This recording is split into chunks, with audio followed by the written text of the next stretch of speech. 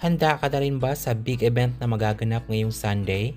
Kumalat sa lahat ng social media platforms at inaabangan ng lahat ng mga netizens ang boxing match ni Mayor Baste Duterte at General Nicolas Torre III. Ito ay matapos ang mainit na palitan ng salita ng dalawang kampo. Isa na rin sa mga dahilan nito ay ang hindi magandang panahon na naganap ngayon sa Pilipinas tulad ng sunod-sunod na bagyo. Marami sa mga netizens ngayon ang nagrereklamo dahil sa hindi na humuhupang baha lalo na sa Luzon.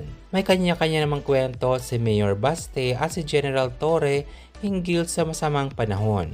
Hanggang sa hindi na naging maganda ang kanilang palitan ng kanilang statements. At umabot na sa punto na hinamon na lang ni Mayor Baste ng suntukan o boxing match si Gen Torre. Papalagan ko yung charity mo na yan. Wala problema.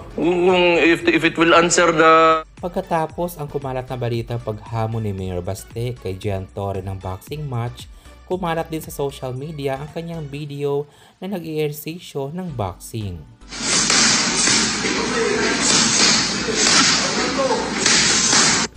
Pagkatapos mapanood ito ng mga netizens, masyadong mabilis at malakas si Mayor Baste at sinabi nilang parang walang laban si General Torre. Pagkatapos mapanood ni General Torre ang hamon ni Mayor Baste, kumasa ang General at lalaban daw sila ngayong linggo. Kaya naman kumalat din sa social media ang video pag-ehersisyo ni General Torre.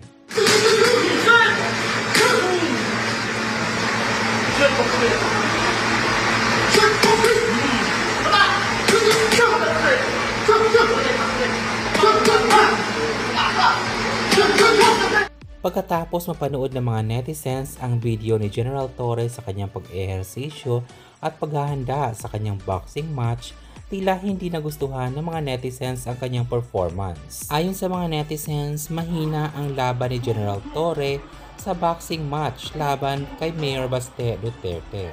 Ayon naman kay Sen Lacson, willing daw siya bumili ng ticket para ma-witness at mapanood ang boxing match ni General Torre at ni Mayor Baste Duterte.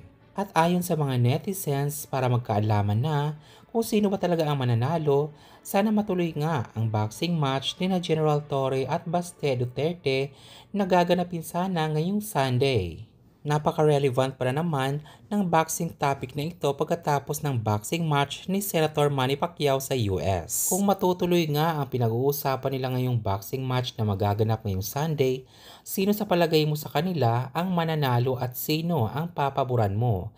Mag-comment at mag-subscribe para palaging updated sa aking showbiz updates.